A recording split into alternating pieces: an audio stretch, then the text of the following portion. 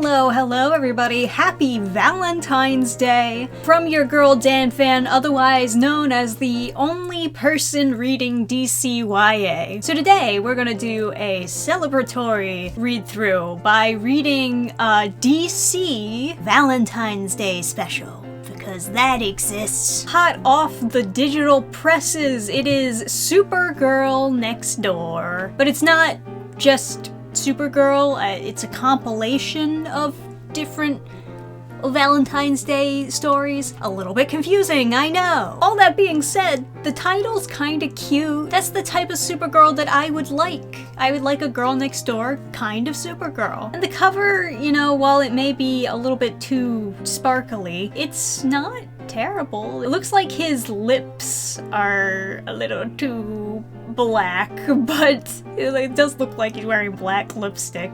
Not a huge fan of that, but like that's probably a mistake. So yes, it's a compilation. Not all of these are Supergirl based. First one is. That is a very confusing way to title your Valentine's Day anthology, but whatever. I'd always felt like I was seeing life from the outside looking in. Always on the edges. Never part of anything big or exciting. Welcome to your new home, Linda. Even though I'd grown up in Midvale, I was invisible. Linda Danvers was the opposite. She came here knowing no one and made blending in look easy. Hi, it's Alan, right? Ah! Sorry, I didn't mean to scare you. What are you doing on our roof? I'm gonna call the cops. Come on, I'll show you. See? You're kind of trespassing. I don't know how I feel about this. Is it a red flag if the lady trespasses on your roof? Hey, Charlie. Rose, stop. Have you done this before? A couple times. I think we're gonna need to notify the authorities. I know I shouldn't have come up here, but I used to stargaze back home. I miss it. It was the first time I realized I might not know the real Linda. What do you think that one's called? That's the moon, you dumb bitch. Flutter. What's this? I have this dream sometimes, where I'm with my parents. Oh, this is nice. They changed art styles for the flashback sequence. I like that. And my dad tells me the names of all the stars we can't see. I repeat them to myself over and over so I don't forget. Because when I wake up, I remember my parents are gone. And no matter how much I look at the sky, I know I'll never see those stars anywhere except in my dreams. I don't know how the thought came to me, but once the idea was in my head, I couldn't let it go. A little cloudy for stargazing tonight. Actually, I had something else to show you. What does it do? Well, I'll show you. Gas. Those are my stars.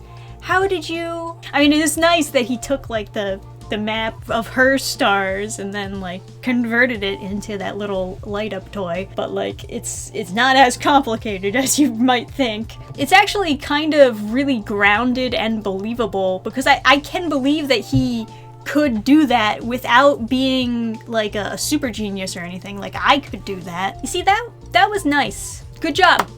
Good job. It would have been much better, obviously, if you know, move a little bit more forward with the romance. I actually, of all the fucking DCYA trash I have read, why didn't you make this into a full-length DCYA graphic novel? Why is this just a short in some Valentine's Day special? Honestly, not a bad start to DC's Valentine's Day anthology. Are we so back, boys? Alright, next story. Dr. Elemental, that's Mercury's staff. How did... I gave you this life flash, and it's past time I take it back. Arrgh! My sweet Joan, do you remember? Oh, no, not one of these. I actually don't like it when comics do like the 2-page bunch of panels. I mean, I guess this is not that bad. They kind of try to stylize it in a way where it looks like a film strip and makes it a little bit more interesting, but I gotta be honest, I really don't like it when they do this. You were the girl next door. Oh, the Supergirl next door? You believed in me before I knew who I was or where I was heading. And you stood by me when the darkness followed. Oh, how I wanted to give you a piece of me that would be with you long after I was gone. Oh, what? She can't get pregnant? Why? Superheroes can't come? They're just too powerful. They can't come. Despite timelines shifting, universes merging, and cosmic forces altering our reality, you knew she was out there. Daddy! Judy, I'm here, sweetheart. It's because of you that I brought our daughter home. I believed in the me that believed in you, Joan. How? I've severed your connection to the Speed Force. That's not what I'm running on. I may be out of Speed Force, but I ain't out of options. And there's nothing that hits harder. Fuck him up. Fuck that motherfucker up. Kill him! Kill him with that rod! Oh, they made it sad. They made it sad. Why'd you make it sad? That was very sweet for a while. You didn't have to make it sad. Boom. She runs like me, but I see so much of you in her. Sorry I'm late, Dad, but I saved the day.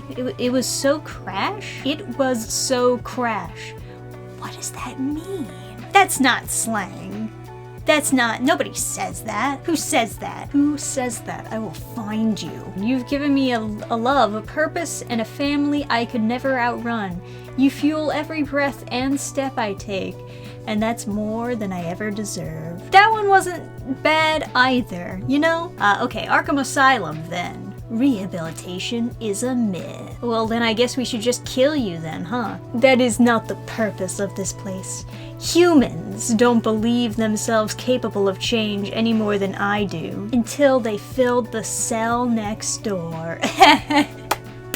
The girl next door, get it? You're gonna regret this. My pudding's gonna come for me. Then you're all gonna be sorry. I'd only met the Joker's walking doormat a handful of times before.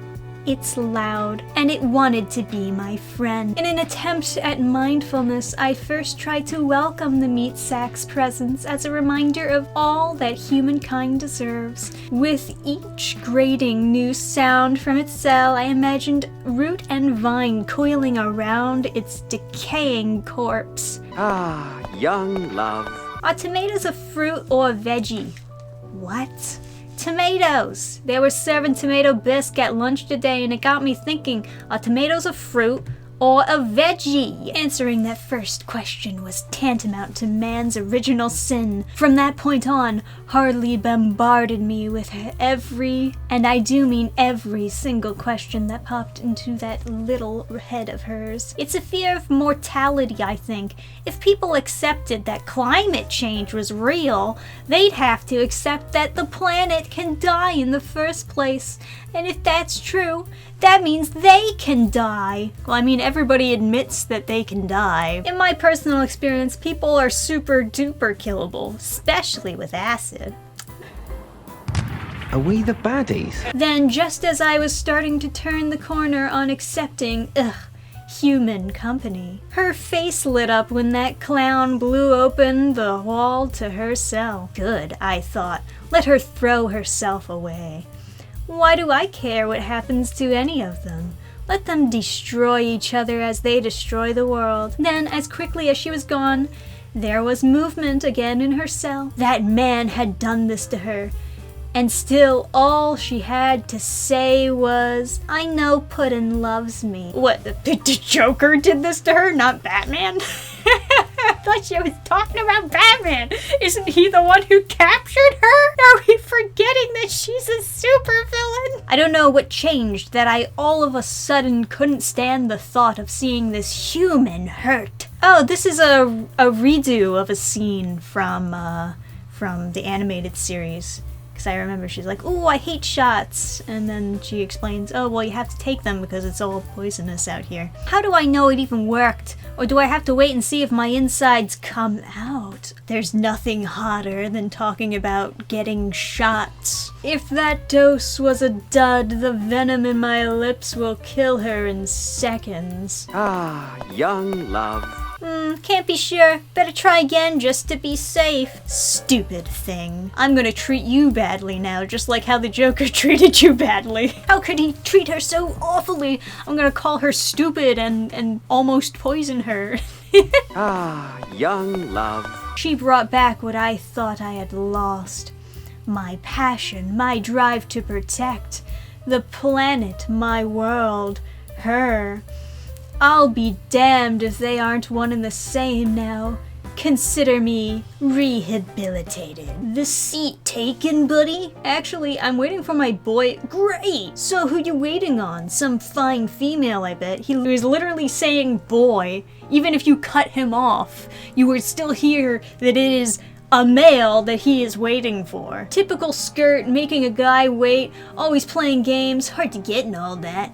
Is that right? Oh sure, I'm a bit of an expert, you know. I talk about this stuff all the time on my podcast. We don't have a lot of listeners yet, but that's just the algorithms, you know. Are they gonna fuck or something? Where is this going? I don't get it. Why are we just shitting on this random guy? Now, the thing about ladies, pal, is if you just listen to what they say, then you're not getting the whole story. Ew. What? What I'm saying is, you have to also participate in the conversation and have your own opinion. That's disgusting! Body language is key with them, you see. Non-verbal communication.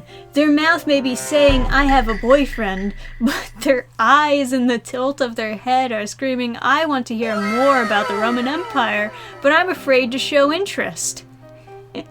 Please tell me about the Roman Empire. Okay, for those of you who don't know, they're like listing off like a bunch of random, I guess, memes that people would like use to make fun of a lot of right-wingers. But it's just so random because there's no story here. They just made a character that they strung together based on like random jokes that they heard on the internet. All LU members and affiliates in the proximity of Metropolis, please respond. Emergent incident at Star Labs. Assistance requested. Well, dang. Looks like duty calls. What's up, Doc? Oh, Gardner, it's you. Is Superman coming? Another smash and grab job, hey? Someone after your loot? Slightly more complicated than that. We're conducting inquiries into an artifact we believe to be exogenous to this dimension when we inadvertently transpose. Okie dokie, Doc. Wonderful. 100 supers in this town, and I get the one with room temperature IQ. There it is. More memes. Just keep on throwing in like internet jokes into this Valentine's Day special comic. When does the Valentine's Day part come in? This is killing me. This is fucking torture. What kills me the most is that the first couple comics that we read weren't even that bad. Stop what you're doing and turn around nice and slit. Whoa. Now that's my kind of weirdo. I'd like to fuck your ocean. H2O? More like H2O. face. Water, more like, what are you doing for dinner? Alrighty, first things first, I need you to settle down and hold still over there. Hold still, will you? Don't you understand? She's from the girl boss planet. She cannot be beaten. Alright, enough of this. Get over here.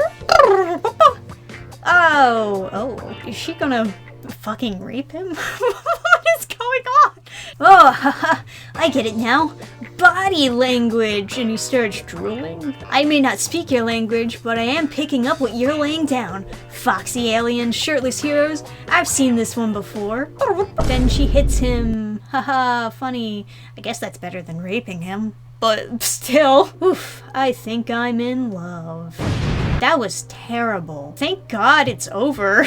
What was that? What was that? There was no direction to the story whatsoever. Just stuff happens. It was a big nothing burger with a bunch of random internet jokes just thrown in there like, hey guys, look, I said the thing. Alright, next story. Oh, it's a Wonder Woman story. Home at last. What a Valentine's Day themey. We're right in the middle of a tiara of glitter and sparkles. What do you think will happen next in our favorite series themey? Brave Princess Lesia is torn between her noble betrothed, Prince Billiam, and the mysteriously seductive fallen sorcerer, Crijaxis. She's fallen into romanticy slop. Stop reading this stuff. Demand better fiction, women. Given how powerful Lesia is as a chosen one, sorceress for the infinity of time, her and Crijaxis' magic belongs together, and in the end love will win as it should. Luckily, Lesia's bodyguard and best friend friends since childhood. Oh fuck, it's a harem. She's just helped Lesia escape yet another dastardly assassination attempt, and now they're on the run. Okay, she falls asleep, and okay, we're doing Alice in Wonderland Isekai. That's what we're doing. We're doing an Alice in Wonderland Isekai. She falls asleep and then she goes into the world of the story that she's reading. Why did you choose to write this? Quickly, Princess Diana, let us escape the cursed fleet of fluff and traverse the enchanted forest. We must complete our quest so that you, chosen swan sorceress for the infinity of time, may reunite with your loved one, Krajaxis. Do I not know you so well that I advised against marrying Prince Billiam because you do not love him? But I do love Diana. No, I love Diana. Prince Billiam? Princess Diana, please. You are my one true love. Return with me to my castle.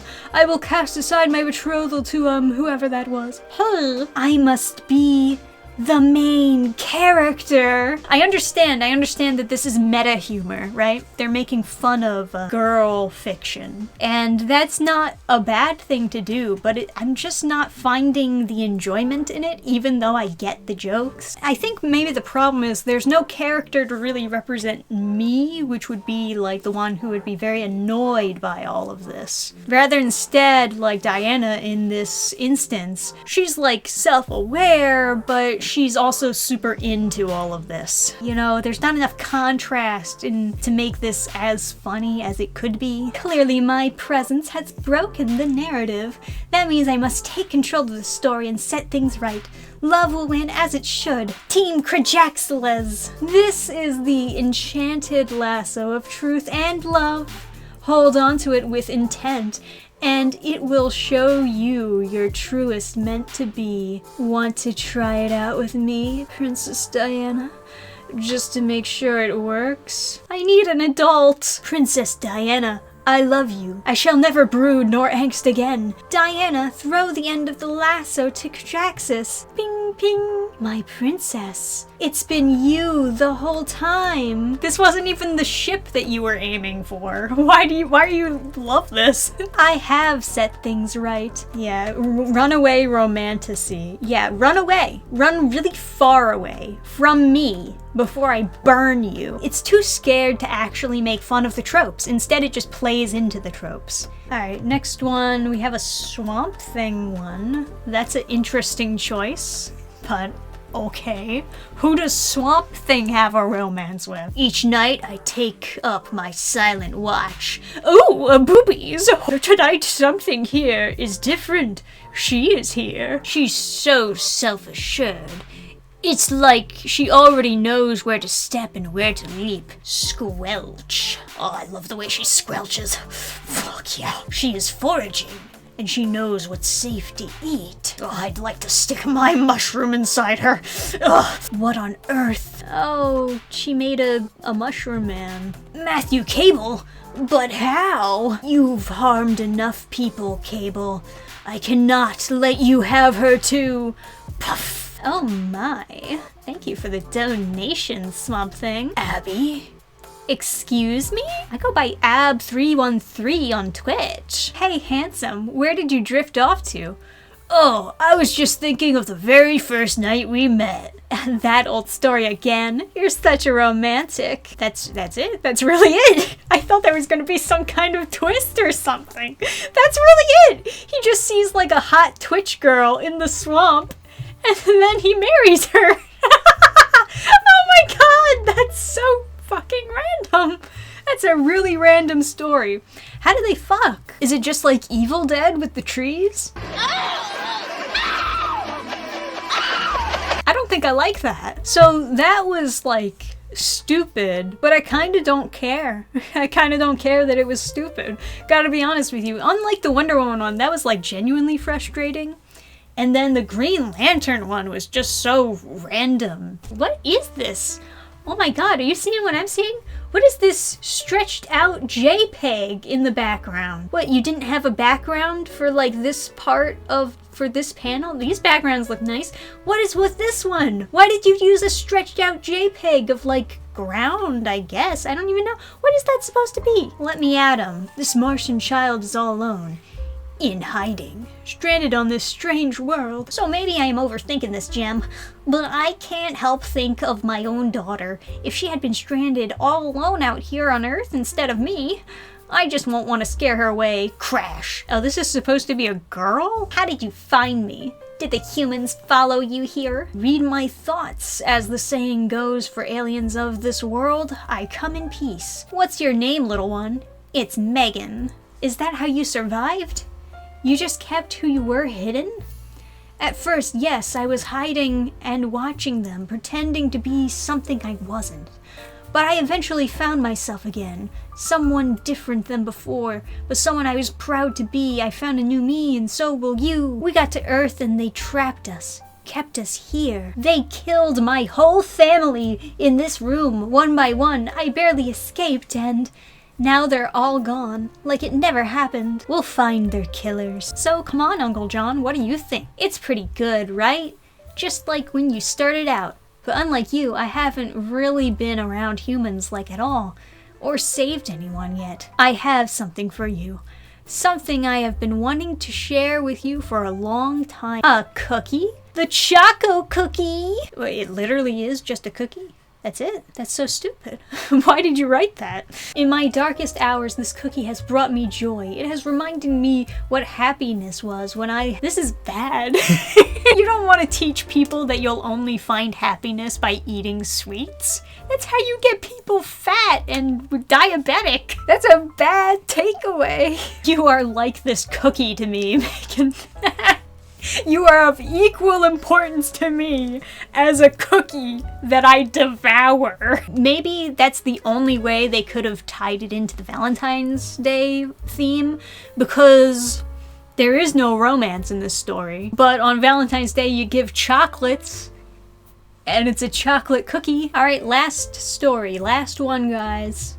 Let's go. Talk to me, Canary. What's going on down there? The secret society has us spread out. They're fighting smart and not letting up. But if something does happen, smash! Green Arrow, wait! Flash. Batman gets Snart. Doesn't really actually verbally tell him, but he just like points like, go! Go, Green Arrow! Go! And then Thwang Thwang Thwang saves Wonder Woman. Very cool. Very nice. And then once again, Green Lantern points. Go! Go, Green Arrow, go! Traveling along, saving a bunch of superheroes, it seems. Saves the Superman? Goddamn, Green Arrow, you're so cool. Oh no, another guy has arrows. They're all out of arrows. But not out of options.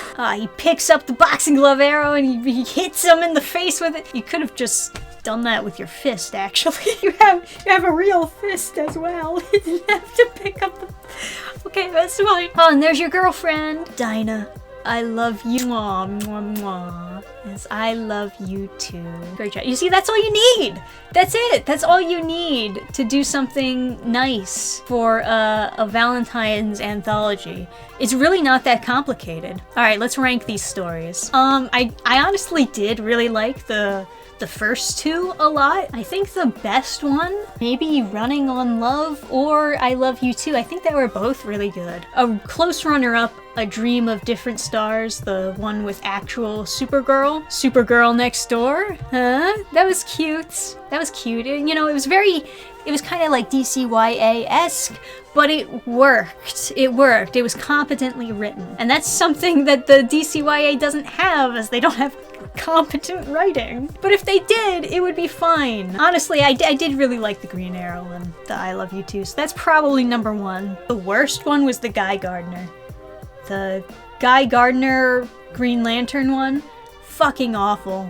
Brutal to read. Runaway Romantasy was also just like horrendous. It was great suffering. But the main issue of Runaway Romantasy was that it was setting everything up as though it was a parody, as though it was like tongue-in-cheek and it was gonna have some funny twist at the end, but there wasn't really any funny twist. Oh, she ends up with her best friend instead of the other two guys. That's not a twist on a cliche, that is a cliche. Failed potential to actually do something funny.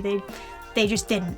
But I still say the Guy Gardner Green Lantern one was way worse because there was no vision. There wasn't even a vision in mind, you know? That was DC's Supergirl Next Door. Overall, not that bad. It's nothing compared to the DC Pride issues. Those compilations are the worst that DC has to offer. Supergirl Next Door, guys. Thanks for tuning in. This was a less chaotic, less cringe read-through than I was expecting. We got like some cringe in there, and then we got to like sandwich it between some actually competently written stuff. And you know, cheers to those writers who actually did a good job and understood the assignment. You guys, you help keep comics alive. Keep doing what you do. To everybody else, thank you for watching. Happy Valentine's Day. Like the video, of course, and subscribe if you're new here. As far as my comics go, I am almost done. I know, I've been saying that for a while now, that I'm almost done Reaper Book 2, but I am actually almost done it. And another exciting thing to look forward to on Burning Star Comics is that we will be going forward with issue 6 of The Way Long Back. So if you've been keeping up with that series and you missed the last issue, we're gonna have the digital copies up today. So go check out The Way Long Back if you have never read it before. Maybe it's something that you would like to read, because it is a romance drama, very much akin to a lot of the stories that we read here, only it's good. And it's written by an indie creator, drawn by an indie artist. You gotta support your indies out there. So please take time to go to burningstarcomics.net, go check out the new comics, go support good romance instead of that romantasy trash that we all hate. More videos coming in the future, so stay patient and stay tuned. I'll see you next time, guys. Bye! Program restart.